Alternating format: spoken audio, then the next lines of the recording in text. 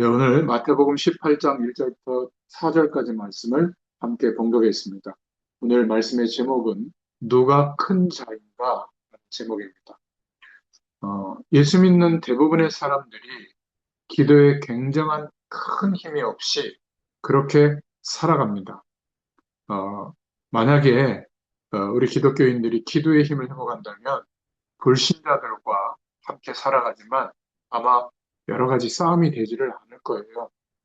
하나님 우리에게 부적을 남겨놓으시거나 또 주문을 남겨놓으시거나 어떤 우상을 남겨놓으셔서 거기에다가 빌게 하지 않고 예수 그리스도의 이름을 주시고 그 이름으로 기도할 때 하나님의 약속하신 축복이 이루어지도록 또 하나님이 함께하는 은혜가 우리에게 보여지도록 기도의 축복을 우리에게 허락해 주셨습니다.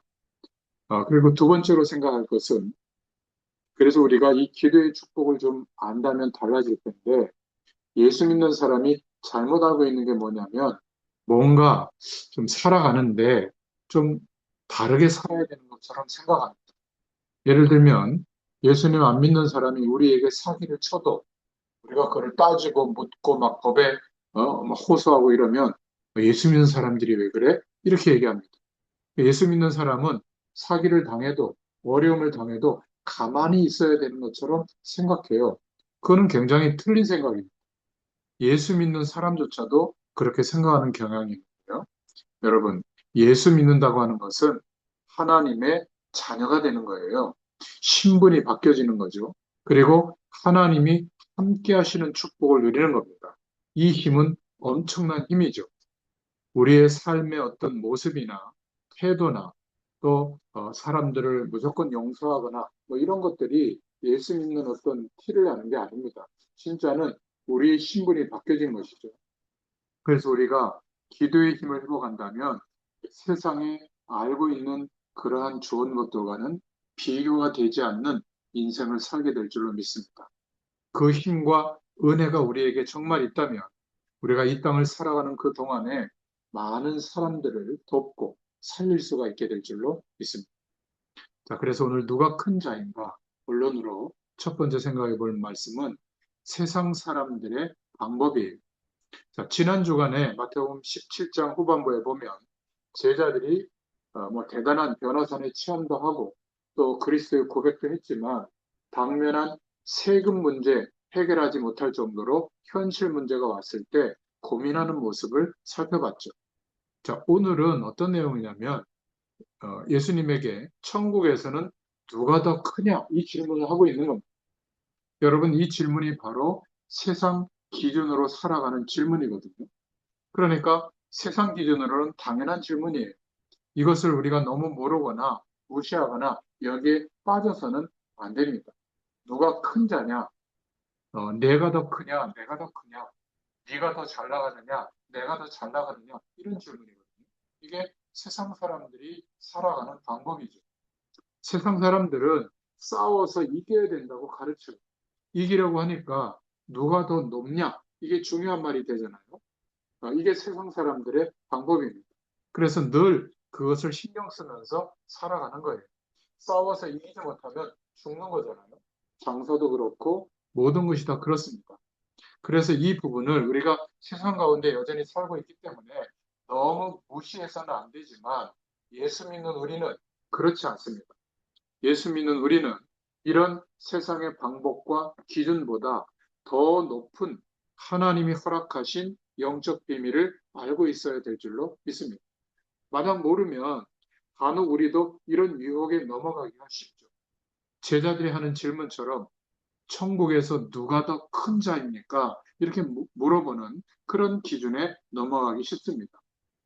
아브라함의 조카 롯의 가치관도 보면 늘 먹고 사는 것, 육신적으로 행복한 것, 이 중심으로 가다 보니까 언약이 이루어질 땅보다는 소돔과 고모라에 관심이 있었고 그것을 향했잖아요. 신자들이 대부분 이런 부분들을 넘어설 수 있어야 되는데 그렇지 못할 때가 많이 있죠. 야곱의 형 에서도 보면 늘 먹는 것, 사는 것, 사람들에게 보여주는 건강한 모습 이런 데만 신경을 쓰고 있는 겁니다.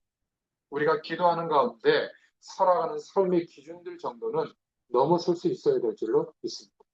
요셉의 형들도 그랬고 다윗의 장인 사울 왕도 마찬가지였습니다. 지금 구원받지 못한 불신자들의 사는 방식이 나쁜 것은 아닌데 거의 다 이런 것들이 그러나 예수 믿는 우리에게는 이러한 세상의 원리보다 더 높은 수준이 있어야 됩니다. 이러한 기준들을 넘어서는 하나님이 주시는 힘이 있어야 될 줄로 믿습니다. 불신자가 이 정도로 산다면 우리는 더 잘 살아야 되겠죠. 실력도 기도의 힘도 없으면 결국 하나님 모르는 사람들에게 밟히게 되고 끌려다닐 수밖에 없는 겁니다.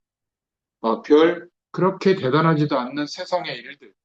그런데 기독교인들이 그런 일을 하는 것을 보면 기초적인 부분에서 많이 지고 있다는 것을 아마 볼 수 있을 거예요.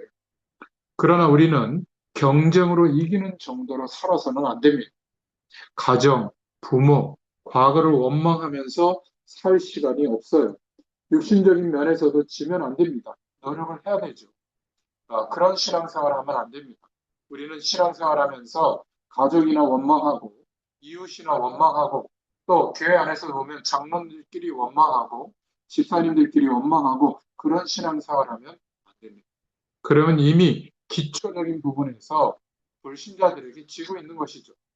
여러분, 하나님 모르는 사람들도 얼마나 노력하는지 모릅니다. 그 중에는 굉장히 똑똑한 인물들도 많죠. 그래서 우리가 육신적인 면에서 불신자들에게 질 정도가 되면 안 된다. 이거는 싸우라는 말이 아니라 기초적인 부분을 말하고 있는 겁니다. 이런 부분을 우리가 좀 생각해 봐야 되겠죠.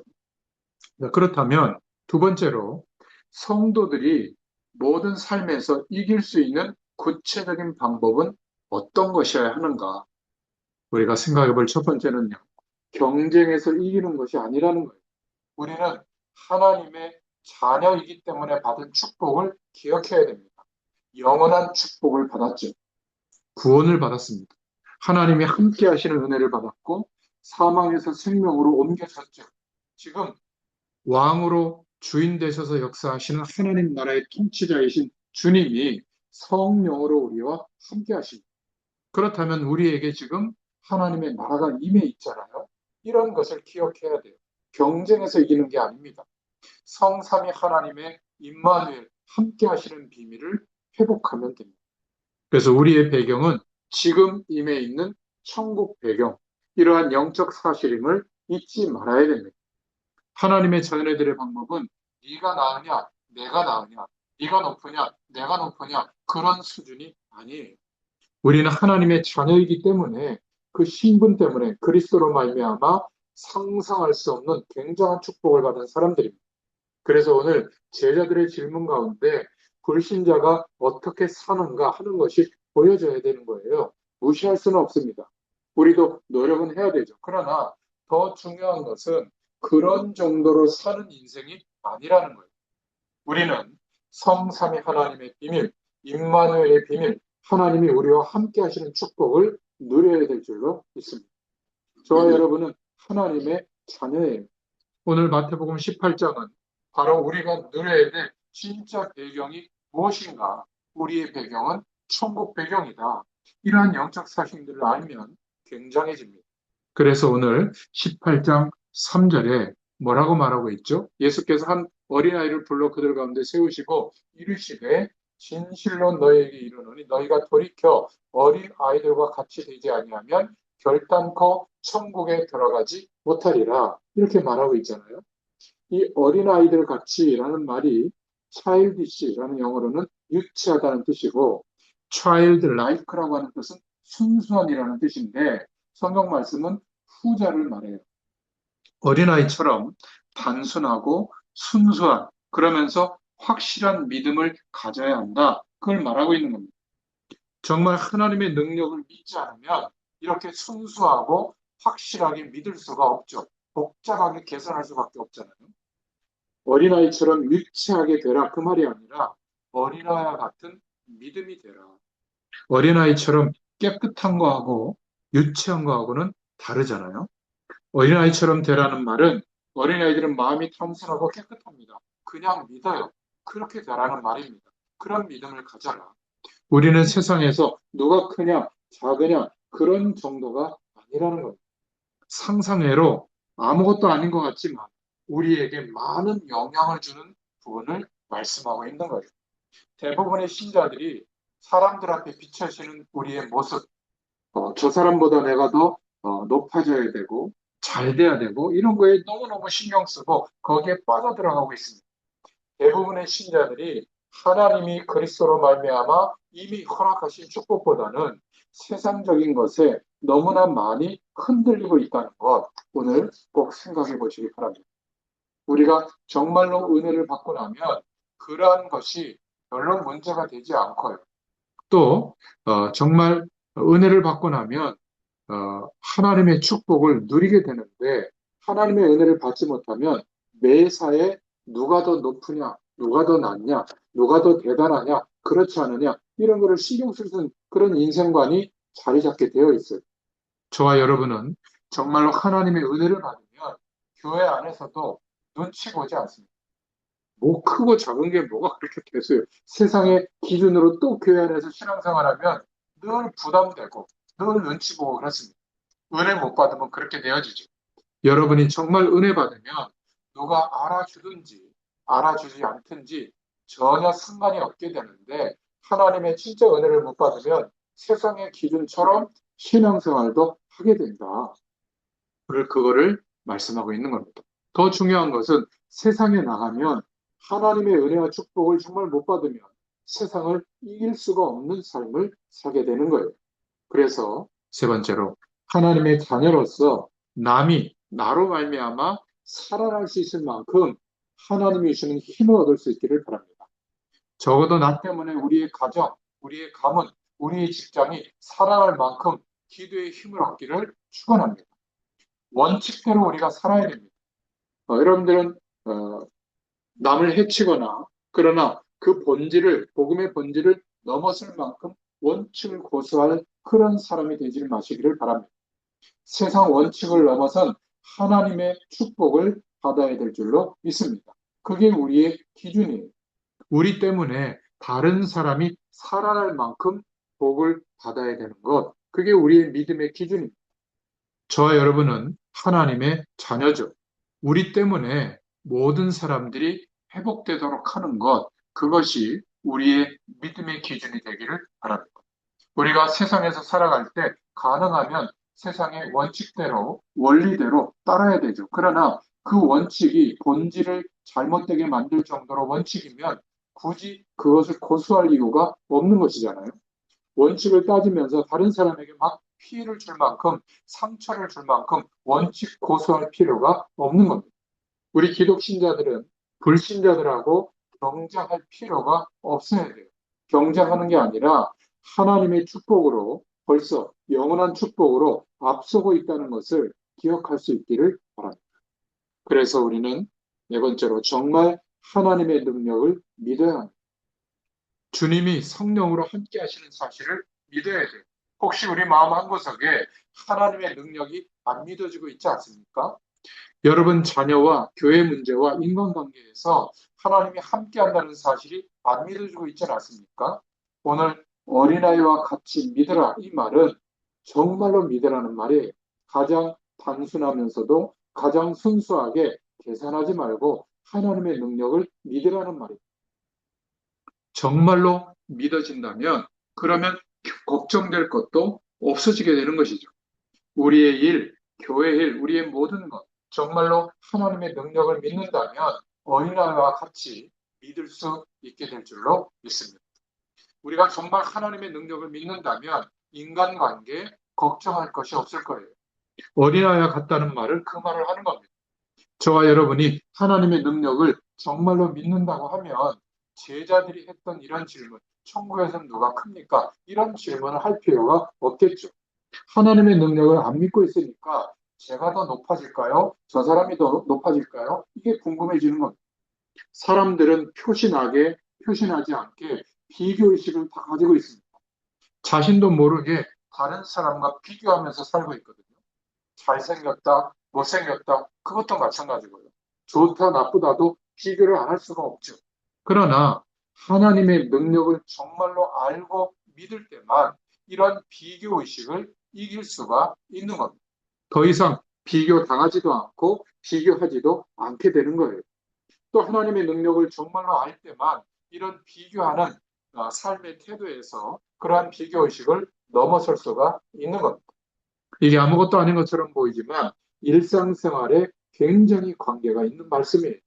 여러분들은 하나님의 능력을 정말로 믿는 하나님의 축복을 회복하시기를 축원합니다.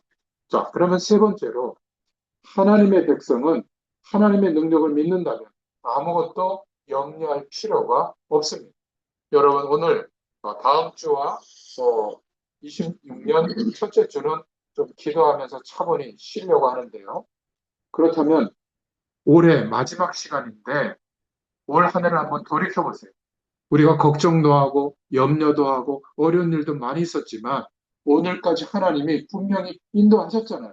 그죠?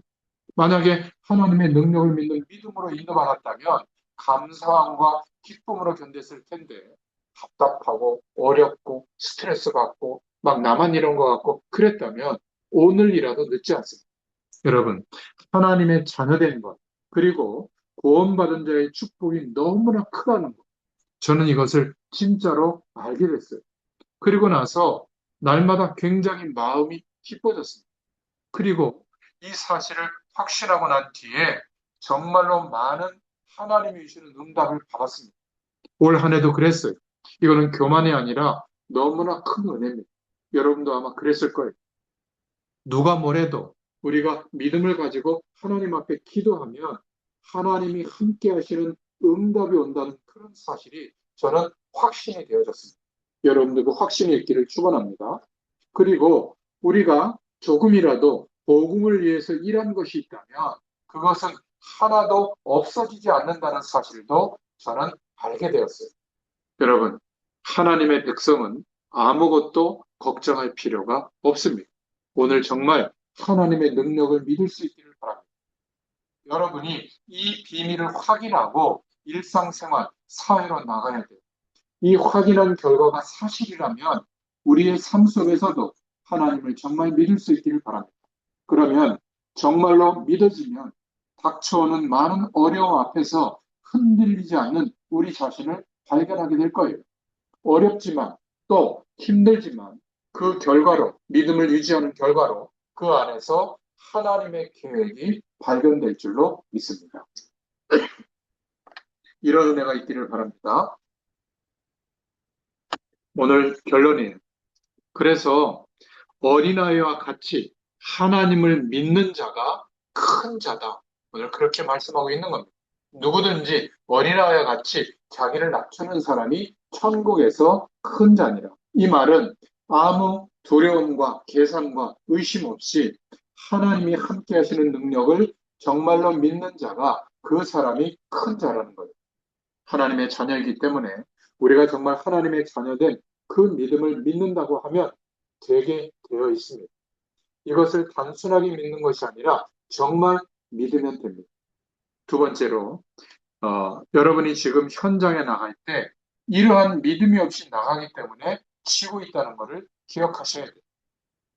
하나님의 자녀된 축복과 비밀이 무엇인가를 사실대로 확인하고 이 축복을 가지고 삶 속으로, 현장 속으로 가시기를 바랍니다.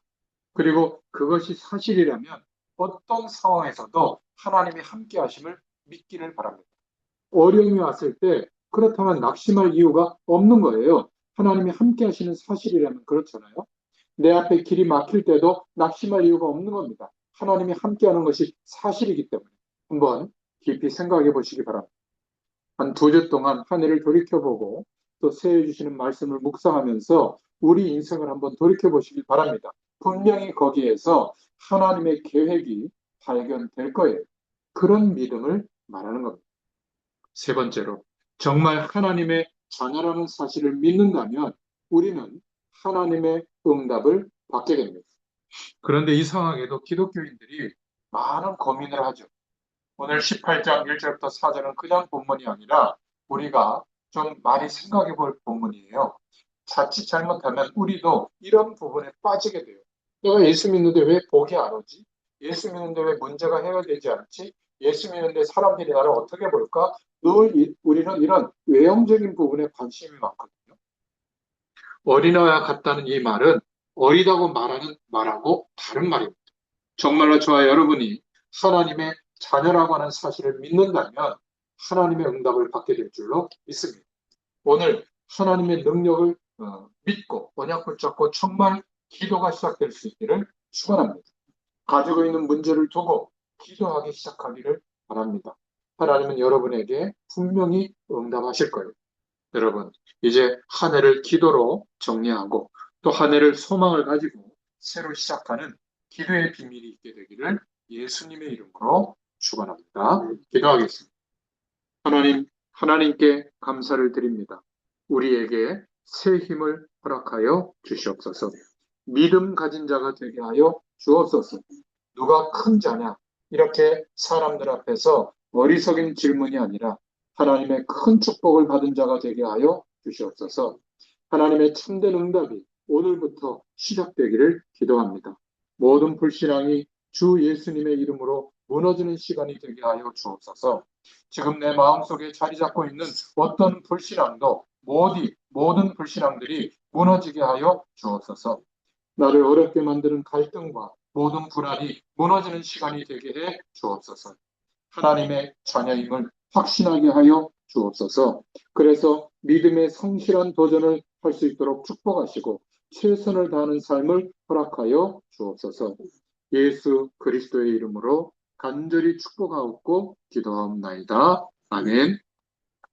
감사합니다. 하나님께 영광의 박수 올려드리겠습니다. 한 해 동안 수고 많으셨습니다. 네, 1월 13일 날 내년에 1년 뒤에 뵙도록 하겠습니다. 감사합니다. 감사합니다. 감사합니다. 네, 또 기도로 승리하세요. 감사합니다. 감사합니다. 감사합니다.